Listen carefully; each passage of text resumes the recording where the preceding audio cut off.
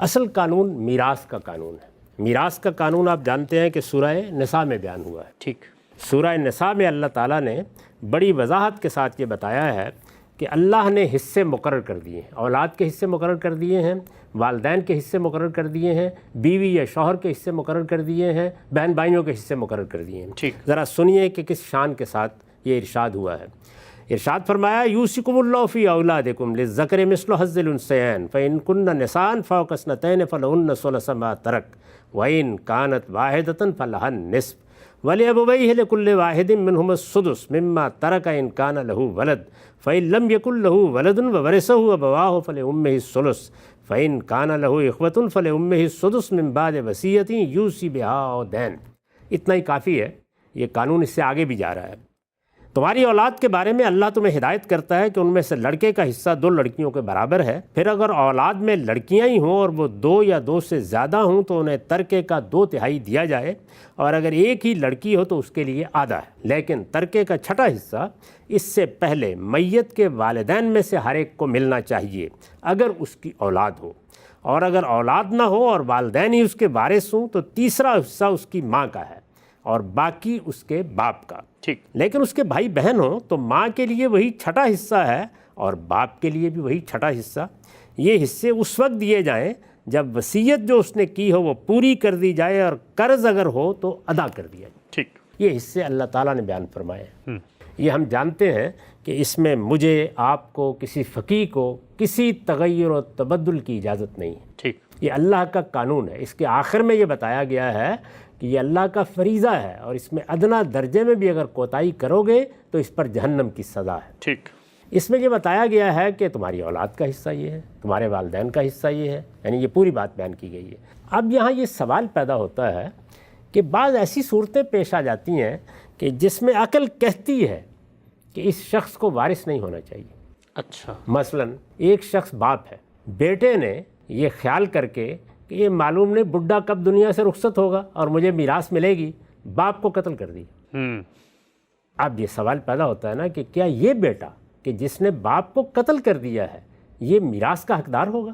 یعنی قرآن تو یہ کہہ رہا ہے نا کہ اولاد کا یہ حصہ ہے، اللہ تعالیٰ نے مقرر کیا ہے، وہ اولاد میں سے ہے یا نہیں ہے، وہ بیٹا ہے یا نہیں ہے۔ یعنی الفاظ کی حد تک تو یہی بات ہے نا کہ اب اس کو حصہ ملنا چاہیے، ٹھیک، لیکن کیا عقل کہتی ہے کہ اس کو ملنا چاہیے؟ نہیں۔ اس سوال کا جواب خود قرآن نے آگے دیا ہے اچھا، اور یہ بتایا ہے کہ یہ جو حصے ہم نے مقرر کیے ان کی ایک حقیقت ہے، یعنی یہ ایسے ہی مقرر نہیں کر دیے۔ یہ دیکھیے وہ حقیقت کس طرح بیان کی ہے۔ یہ فرمایا کہ آباؤکم و ابناؤکم لا تدرون ایہم اقرب لکم نفعا فریضۃ من اللہ ان اللہ کان علیما حکیما۔ یہ سلسلہ بیان کو درمیان میں روک کر بتایا ہے۔ ترجمہ یہ ہے، تم نہیں جانتے کہ تمہارے ماں باپ اور تمہاری اولاد میں سے کون بلحاظ منفعت تم سے قریب تر ہے۔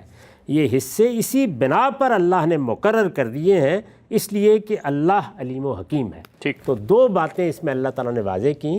ایک تو یہ کہ حصے کیوں دیے گئے ہیں، یعنی میرے بعد میری اولاد کیوں وارث ہے، میرے بہن بھائی کیوں وارث ہیں۔ فرمایا اس کی وجہ یہ ہے کہ یہ جو رشتے ہیں ان سے بالطبع انسان کو منفعت حاصل ہوتی ہے، یعنی پہلی بات یہ بتائی۔ پھر بتایا کہ یہ منفعت یکساں نہیں ہے، یعنی یہ بات کہ والدین سے کتنی ہے، کیا والدین کی زیادہ ہے یا اولاد کی زیادہ ہے، بہن بھائیوں کی زیادہ ہے یا اولاد کی زیادہ ہے، اس کا فرمایا تم فیصلہ نہیں کر سکتے تھے، اس لیے ہم نے یہ حصے خود مقرر کر دیے۔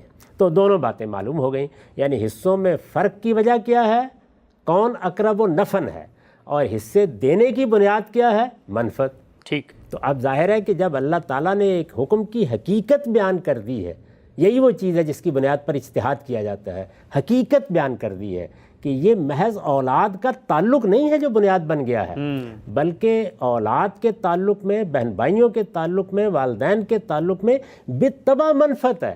ہر ایک دوسرے کی دستگیری کرتا ہے، اس کا دست و بازو بنتا ہے، اس کی ذمہ داریاں اٹھاتا ہے، یہ منفعت ہے جو اس کے اندر رکھی گئی ہے۔ یہ قاتل نے کیا کیا ہے، اس نے اس تعلق ہی کو توڑ دیا۔ انقطاع منفعت ہو، تو جب یہ تعلق ہی توڑ دیا ہے تو عقل کہتی ہے کہ اب اس کو حصہ نہیں ملنا، اگرچہ بیٹا ہے۔ اگرچہ بیٹا ہے، یا باپ نے بیٹے کو قتل کر دیا تو نہیں ملنا چاہیے حصہ اگرچہ باپ ہے۔ تو قاتل کو میراث نہیں دی جانی چاہیے۔ ٹھیک۔ یہ لازمی نتیجہ ہے، عقلی نتیجہ ہے۔ پھر سمجھ لیجئے، الفاظ میں تو اولاد ہے، الفاظ میں والدین ہیں، میں پھر عرض کر دوں کہ اسی طرح فقہ وجود میں آتی ہے۔ یعنی کیا ہو رہا ہے اب، یہ ہم جتنی مثالیں دے رہے ہیں، ایک قانون اللہ تعالیٰ بیان کرتے ہیں، وہ ان کی شریعت کا قاعدہ ہے، عقل کہتی ہے کہ یہاں اس قانون کا اطلاق نہیں ہونا چاہیے، یا یہ کہہ رہی ہے کہ اس جگہ بھی ہونا چاہیے، ٹھیک۔ تو توسیع دیں گے یہ بھی فقہ، اور استثناء بیان کریں گے یہ بھی فقہ۔ تو یہاں استثناء کا مقدمہ قائم ہو جاتا ہے، یعنی بظاہر لگتا ہے کہ عقل تقاضا کر رہی ہے کسی قاتل کو میراث نہیں ملنی چاہیے۔ اسی باب کو اب سامنے رکھیے اور پھر ایک مرتبہ اسی دنیا میں چلے جائیے، ٹھیک، یعنی جہاں اللہ تعالیٰ نے ایک سزا کا اعلان کر رکھا ہے، وہ لوگ کہ جن کے بارے میں یہ طے ہے کہ وہ دنیا ہی میں اس نتیجے تک پہنچیں گے، جنہوں نے ایک پیغمبر کی تکذیب کر دی ہے، جن کے لیے یا ذلت کی زندگی ہے یا ذلت کی موت ہے، یہ کافر ہیں، جن کے مابین بھی ظاہر ہے کہ والدین کا رشتہ بھی ہے، اولاد کا بھی ہے، بہن بھائیوں کا ہے۔ ٹھیک۔ تو سوال پیدا ہوتا ہے کہ ان کی میراث کا کیا ہوگا، یعنی ان کی میراث کی کیا صورت ہوگی۔ آپ جانتے ہیں کہ یہی وہ لوگ ہیں کہ جن کے بارے میں ہم نے قرآن مجید کے وہ حصے پڑھ کر سنائے، جن سے تعلقات ختم، جن سے نکاح کا رشتہ ختم، یعنی ہر چیز اللہ تعالیٰ نے ختم کرا دی۔ کیا ہوا تھا؟ پہلے مرحلے میں اتمام حجت ہوا، اس کے مختلف مراحل گزرے، اس کے بعد اللہ تعالیٰ نے کہا کہ اب میں تمہارے ہاتھوں سے ان کو سزا دوں گا، اور پھر پے در پے وہ ہدایات دیں کہ یہ تعلق بھی ختم، وہ تعلق بھی ختم، یہ تمہارے دشمن ہو گئے ہیں۔ ٹھیک۔ تو اس کا مطلب کیا ہے کہ جس طرح ایک قاتل کے ہاں منفعت ختم ہو گئی ہے، اسی طرح اللہ کے اس حکم کے نتیجے میں ان کے ساتھ بھی تمام تعلقات ختم ہو گئے۔ اچھا، تو یہ جو قطع تعلقات اللہ کے اس حکم کے نتیجے میں ان کے ساتھ ہوا تھا، اس کا بھی وہی نتیجہ نکلے گا کہ ان کو اب میراث نہیں دی جائے گی۔ ٹھیک۔ تو آپ یہ دیکھیے کہ بین ہی یہی بات ہے جو رسالت مآب صلی اللہ علیہ وسلم نے فرمائی۔ یہ بخاری ہے، اور بخاری میں جو میں روایت پڑھ رہا ہوں اس کا رقم ہے 6764۔ جی، یہ روایت اسامہ بن زید کی ہے۔ عن اسامہ بن زید رضی اللہ عنہما ان النبی صلی اللہ علیہ وسلم قال لا یرث المسلم الکافر ولا الکافر المسلم، یعنی نہ کوئی مسلمان ان کافروں کا وارث ہوگا اور نہ کوئی کافر ان مسلمانوں کا وارث ہوگا۔ ٹھیک، یعنی ان کے درمیان تمام تعلقات جس طرح دنیوی لحاظ سے ختم ہو گئے ہیں، اس طرح میراث کا تعلق بھی ختم ہو گیا۔ تو آپ نے دیکھا کہ کس طریقے سے قتل کے معاملے میں بھی اسی اصول کے اوپر اطلاق ہوا، ٹھیک، اور کس طرح میراث کے معاملے میں بھی اسی اصول پر اطلاق ہوا۔ پھر ایک مرتبہ ذہن نشین کر لیجئے کہ اللہ جب کوئی حکم دیتا ہے تو اس حکم کے پیچھے ایک حقیقت ہوتی ہے، وہ حقیقت یہ تقاضا کرتی ہے عقلی طور پر کہ اگر وہ کسی دوسری جگہ پائی جائے تو حکم کو وہاں پہنچا دیا جائے، یہ اجتہادی اطلاق ہے، اور اگر کسی دوسری جگہ وہ حقیقت مفقود ہو گئی ہے تو استثناء دیا جائے یا حکم کے اطلاق کو ختم کر دیا جائے۔ ٹھیک، یہ لازمی نتائج ہیں۔ تو یہ فقہ ہے جو ان روایتوں میں بیان ہوئی ہے۔ ان میں سے تینوں روایتوں کو ہم تسلیم کرتے، ان کو مانتے، لیکن یہ بتاتے ہیں کہ نہ ارتداد کی سزا کا اب دنیا کے کسی شخص سے کوئی تعلق ہے، نہ قتل کے بارے میں جو قانون ہے اس کا اب لوگوں سے کوئی تعلق ہے جو ہماری ریاستوں میں رہ رہے ہیں، اور نہ میراث کے اس قانون کا کوئی تعلق ہے۔ اب معاملات کی نوعیت بالکل مختلف ہوگی، اولاد کے رشتے ہیں، والدین کے رشتے ہیں، وہ رشتے بھی رہیں گے، ان کے درمیان تعلقات بھی رہیں گے۔ ایک شخص اگر مسلمان ہو جاتا ہے تو ہرگز یہ تقاضا نہیں ہے کہ وہ اپنے غیر مسلم والدین سے قطع تعلق کر لے۔ نہ قطع تعلق دین کا حکم ہے، نہ معاملات ختم کرنا دین کا حکم ہے، نہ میراث کے بارے میں اللہ تعالیٰ نے پابند کیا ہے، وہ اب دین کے اس عام حکم کے تحت دی جائے گی کہ وہ اولاد ہے اور وہ والدین ہیں اور وہ بہن بھائی ہیں۔ یہ رشتے اللہ تعالیٰ نے منقطع نہیں کیے، یہ جن لوگوں کے لیے منقطع کیے تھے، اللہ کے پیغمبر کا یہ ارشاد بھی انہی سے متعلق ہے اور انہی سے متعلق اس کو رہنا چاہیے۔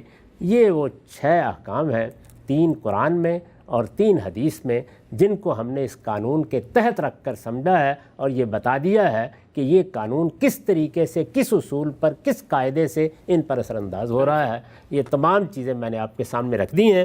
اب آپ خود فیصلہ کر لیجئے کہ یہ کسی قانون کو ختم کرنا ہے یا کسی قانون پر تحدید عائد کرنا ہے یا شریعت میں سے کچھ نکالنا ہے، یہ اس کا فہم ہے جس فہم کا ہم سب کو پابند کیا گیا ہے، کیونکہ اس کے بغیر تو دین کی معنویت ہی ختم ہو کے رہ جاتی ہے۔